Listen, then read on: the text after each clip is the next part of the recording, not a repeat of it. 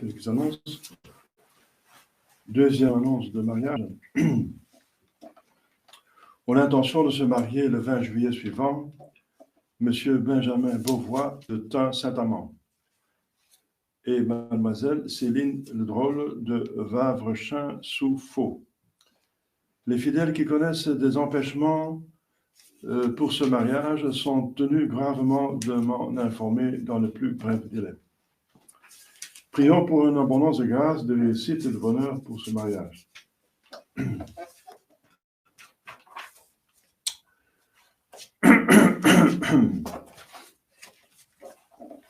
Aujourd'hui, le 8e dimanche après la Pentecôte. En certains lieux, Saint Bonaventure, docteur de l'Église, capucin. Demain, Saint Henri, empereur et confesseur. C'est Saint Henri qui a vécu dans l'abstinence avec sa femme, ce qui était possible.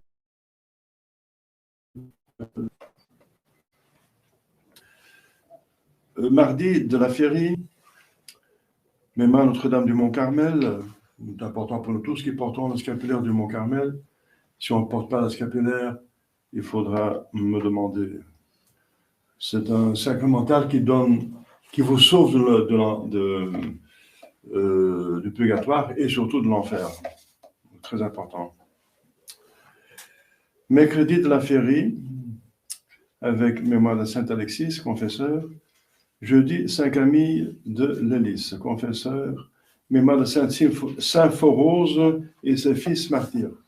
Vendredi, Saint Vincent de Paul, confesseur.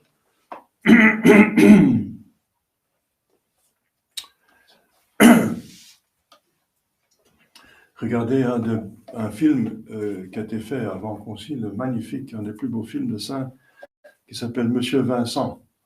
C'est à pleurer d'émotion de ce saint, n'est-ce pas, qui a vécu la vertu de charité fraternelle de manière héroïque. Samedi, Saint Jérôme Émilien, confesseur, mémoire de Sainte Marguerite d'Antioche, vierge et martyr. Dans l'ordre du Carmel, Saint Élie, prophète, première classe. C'est un saint particulier parce qu'il vit toujours. Il n'est pas mort. Il est allé au ciel, ça veut dire premier ciel, par le troisième. Il est enlevé de la terre, ici, la terre connue, pour être placé dans le paradis terrestre, en entendant avec Saint Hénon que la fin des temps pourrait venir pour contrecarrer l'Antéchrist. Donc, mais il est déjà vénéré comme un saint parce qu'il a une grâce tellement forte qu'il ne peut plus pécher mortellement. Et ont vécu saintement déjà sur terre longtemps, n'est-ce pas? Dans le temps il y a quand même que, je ne sais pas, je dirais 600 ans avant Jésus-Christ.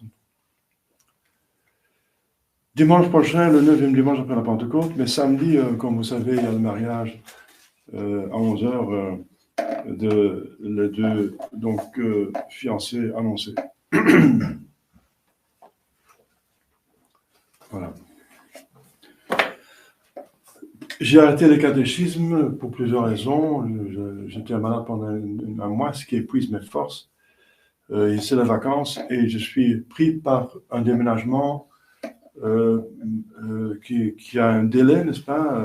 Je suis mis à la porte en octobre, mais c'est un déménagement énorme parce que c'est un centre de messe qui est là. Donc, je suis en train de... Vous avez vu le tas de livres qui se trouvent déjà là, n'est-ce pas? Et d'autres choses. C'est mes choses personnelles, plus tout un centre de messe bien organisé, n'est-ce pas? Voilà, donc c'est énorme. Heureusement qu'on a des grands ici, sinon on a des problèmes pour garder tout. C'est providentiel.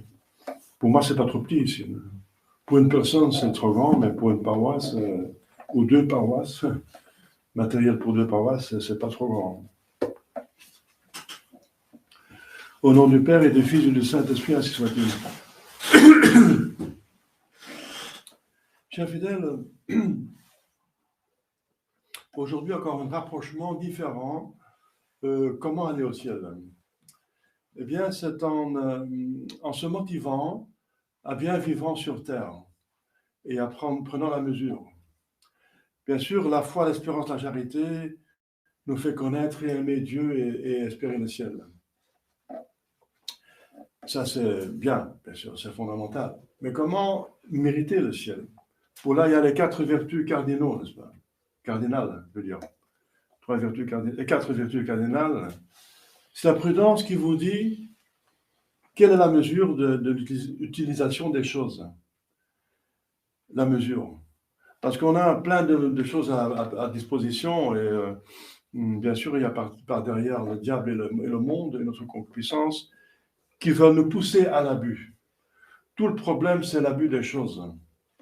C'est exagérer la jouissance des choses qui sont faites. Bien sûr, la nourriture, que la nourriture a un bon goût, que la procréation a un bon goût, n'est-ce pas? Que jouir des choses, ça, c'est agréable, n'est-ce pas? Voulu par le bon Dieu, mais avec mesure. C'est un moyen pour aller au but. Et le but, c'est le ciel. C'est le ciel, c'est magnifique. On ne peut pas imaginer un but meilleur. Ça veut dire devenir Dieu avec Dieu autant que possible, de participer à sa vie divine. Être divinisé, qu'est-ce qu'on peut avoir comme un but plus magnifique? Mais pour ça, n'est-ce pas, effectivement, il faut le mériter. Et c'est la juste mesure des choses sur terre. La juste mesure, c'est que pour le mal, c'est de ne pas utiliser du tout. La juste mesure du bien, c'est que justement, on ne fait pas exagérer et pas prendre pas assez non plus. N'est-ce pas? Il y a la juste mesure, la vertu se trouve entre 2 écueils, n'est-ce pas? Entre trop et pas assez. Alors, c'est la prudence qui vous montre la mesure. Et c'est la tempérance qui vous fait garder cette mesure. La tempérance. Et ensuite, il faut être fort pour résister aux attaques, n'est-ce pas, jusqu'à la fin. La force, c'est la vertu de la persévérance finale. Mais la mesure la plus importante, c'est la mesure qu'on tient avec les autres, et c'est réglé par la justice, qu'on donne à chacun son dû. La tempérance, c'est en général situation, toutes les choses qu'on vient de dire, la nourriture, tout ce qui existe, tous les millions de créatures qui sont à votre disposition, que vous vous rendez compte ou pas compte même, et surtout ceux que vous vous rendez compte, eh bien, c'est la tempérance qui règle la mesure perçue par la prudence. La prudence, c'est quoi? C'est la vertu qui vous montre le chemin le plus droit vers le but. Donc, il va utiliser le meilleur moyen, et le moyen autant pour autant qu'il est apte à aller au but. Ça veut dire, le but, c'est votre bonheur. Bonheur éternel, et bonheur sur terre et éternel. Donc, elle perçoit qu'il faut utiliser les choses, parce qu'il faut bien vivre, on a d'abord un corps, et le corps a besoin d'oxygène et de nourriture et tout ce que vous savez. On a besoin des choses, mais dans la juste mesure, comme je viens de dire, n'est-ce pas? La juste mesure, qui est indiquée par notre Seigneur Jésus-Christ, par Saint Joseph, il dit « Je suis la voie, la vérité et la vie. »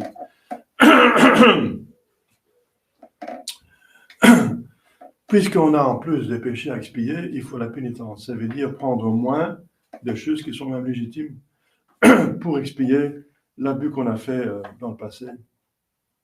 Et aussi nos ancêtres, parce que le péché des ancêtres pèse sur la progéniture, comme aussi la vertu profite de la progéniture. On a le péché originel et tous les autres péchés. Il y a des tares, n'est-ce pas, qui se transmettent, mais aussi des vertus qui se transmettent, n'est-ce pas, quand on est enfant de 2 saints, on a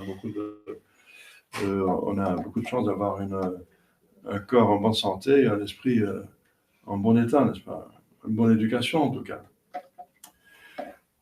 Donc ici, il y a donc notre Seigneur Jésus-Christ, pour un peuple très simple, n'est-ce pas, ce sont des Hébreux, des gens du peuple, bien sûr les scribes et les pharisiens sont doctes, mais le peuple, il est simple, ce sont des gens qui n'ont même pas beaucoup étudié. Eh bien, notre Seigneur Jésus-Christ, c'est pour ça qu'il utilise beaucoup de paraboles. Ici, c'est le parabole de l'économe. Eh bien, Dieu, c'est le propriétaire, et l'économe, c'est nous. Parce qu'il y a à notre disposition beaucoup de choses. Et les choses, justement, que nous avons sont à notre disposition.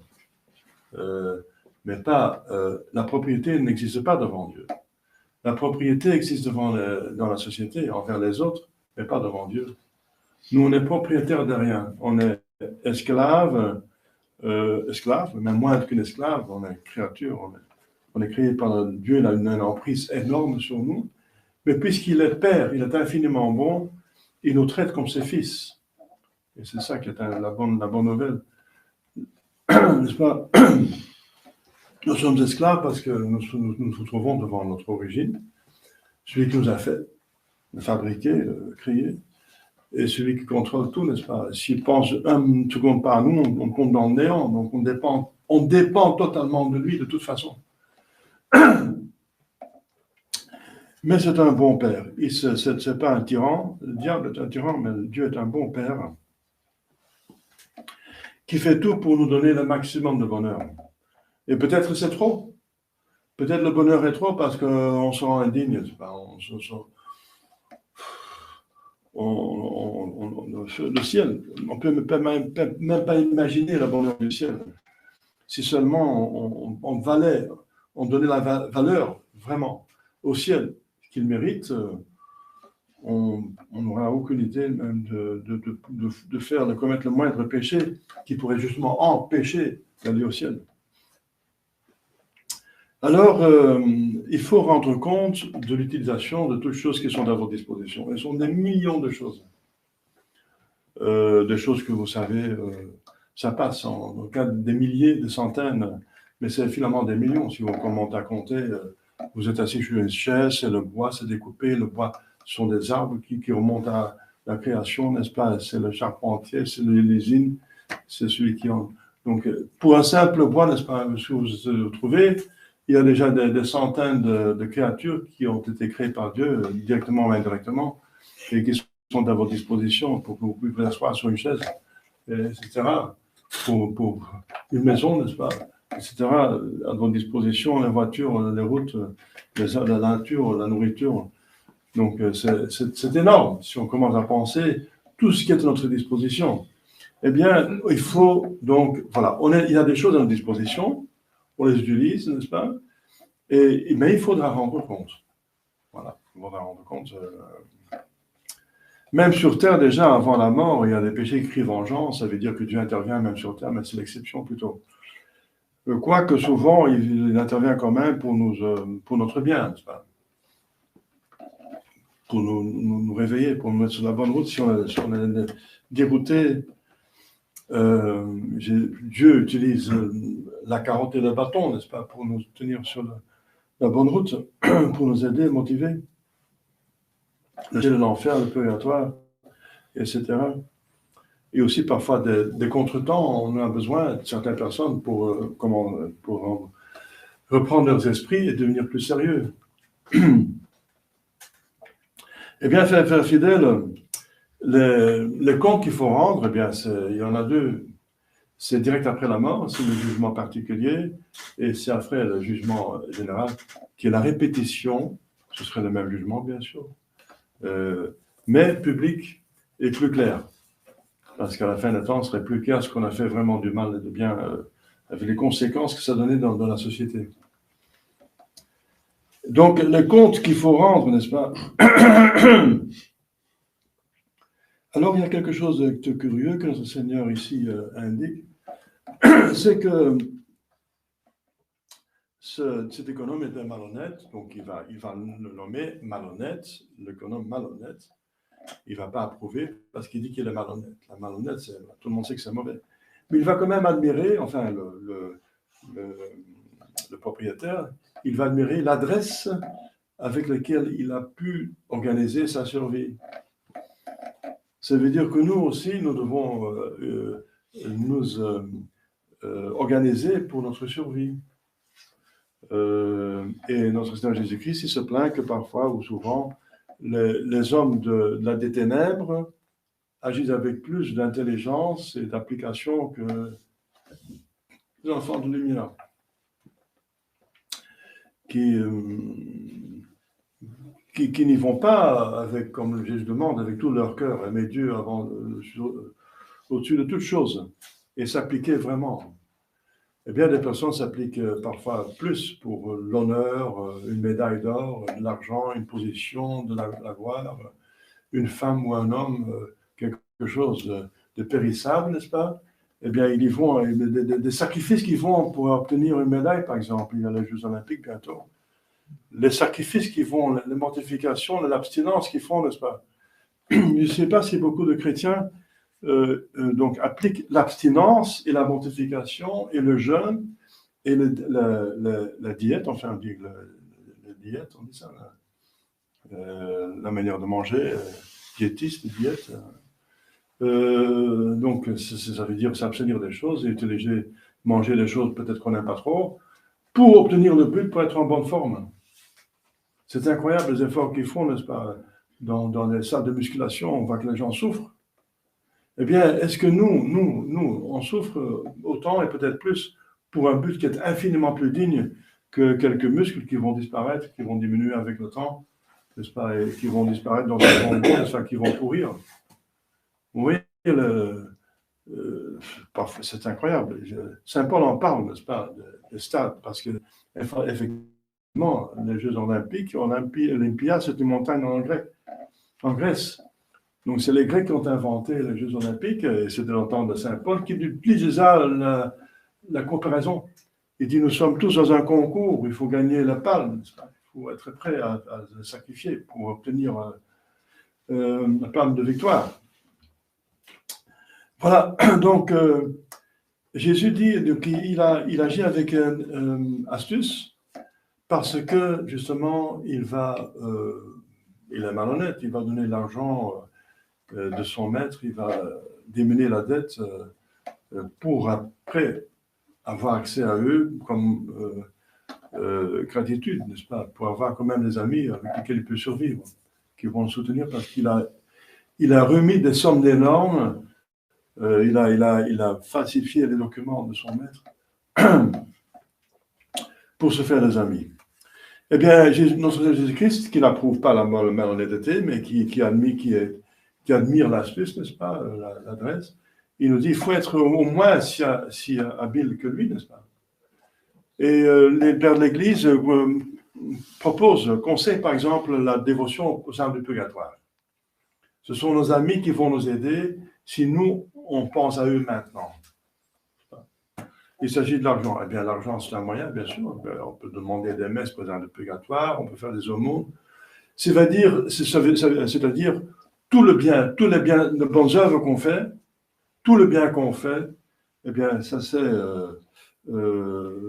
et qu'on fait pour les âmes de purgatoire ou pour les saints, eh bien, ou pour quelqu'un sur terre, n'est-ce pas? Parce que Jésus-Christ, il dit tout ce que vous avez fait au moindre de moi, le plus petit, c'est fait à moi.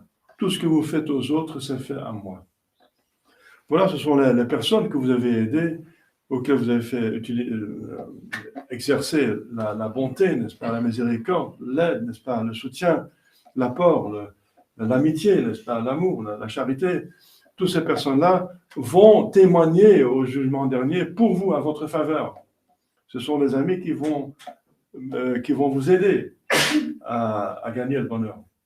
Voilà. Il faut se faire des amis. Et tous les amis, ce sont le prochain que vous faites du bien. Sur terre, dans le purgatoire, et les saints que vous vénérez qui vont vous aider. Eh bien, notre Seigneur Jésus-Christ, il nous donne un moyen donc pour garder cette mesure. C'est pas facile. Hein, parce que solliciter le diable, c'est une intelligence la plus haute, n'est-ce pas, qui n'a jamais été créée, n'est-ce pas? L'intelligence des saints plus haute par infusion, par des dons surnaturels. Mais au niveau naturel, le diable a l'intelligence la plus haute, qui se met toute son astuce et tout l'appareil tous les gens qui sont à sa disposition, n'est-ce pas, qui sont donnés à lui, pour vous séduire, pour que, quand même, à gauche ou à droite, vous sortez du droit chemin, vous exagérez, allez profiter, on vit qu'une fois, n'est-ce pas, après, il n'y a rien, il se passe l'autre, il y a quelque chose. Ici, vous avez la certitude que vous avez cette jouissance, et tout le monde le fait, c'est pas si grave que ça, n'est-ce pas? Et c'est en vous, donc ce bon Dieu l'a créé, voilà, Vous êtes comme ça, n'est-ce pas? Laissez-vous aller. Donc, il va utiliser tous les fausses argumentations. Il va vous séduire avec une beauté, avec une bonté. Bonté. Comme le petit ver, n'est-ce pas? Il a une bonté. Mais après, il y a un crochet pour prendre le poisson, n'est-ce pas? Il va vous séduire même avec le bien. Pour le bien qui attire, pour vous piéger, puis vous donner un poison, en fait. Il a plusieurs astuces, n'est-ce pas? Donc, il y a le monde, il y a le diable, et vous êtes votre pire ennemi, parce qu'on est très malin à se séduire soi-même, à se donner des faux raisonnements, et à se séduire soi-même, et à toujours trouver quelque chose, n'est-ce pas, pour échapper à telle ou telle croix, à telle ou telle chose à faire, et pour avoir quand même telle ou telle jouissance, d'une certaine façon. On a des compromissions, on va chercher des moyens pour quand même jouir et d'échapper à la croix, n'est-ce pas? Au plus profond de nous-mêmes, la concupiscence, c'est l'ennemi de la croix. Et nous devons être des ennemis de la croix. Prenez votre croix, portez-la et suivez-moi. Celui qui ne fait pas ça ne m'est pas digne. Voilà, et la croix, finalement, si on l'accepte, elle vient d'où? Vous connaissez toute cette théologie de la croix, n'est-ce pas? Donc, elle empêche d'autres croix et elle mérite tous les biens les plus importants. Donc, la croix, c'est d'une valeur inestimable. Voilà, chers fidèles, une invitation à faire une méditation, un examen de conscience sur l'utilisation des choses. Parce que si vous utilisez toutes les choses à votre disposition et votre relation avec les personnes, c'est dans la justice et avec les choses dans la tempérance, dictée par la prudence, c'est une vertu. Si vous n'avez pas cette prudence, eh bien, la vertu infuse par le baptême, par la confirmation. Il y a une prudence naturelle et une prudence surnaturelle qui est encore fortifiée par les dons du Saint-Esprit. On est dans le dimanche après la Pentecôte.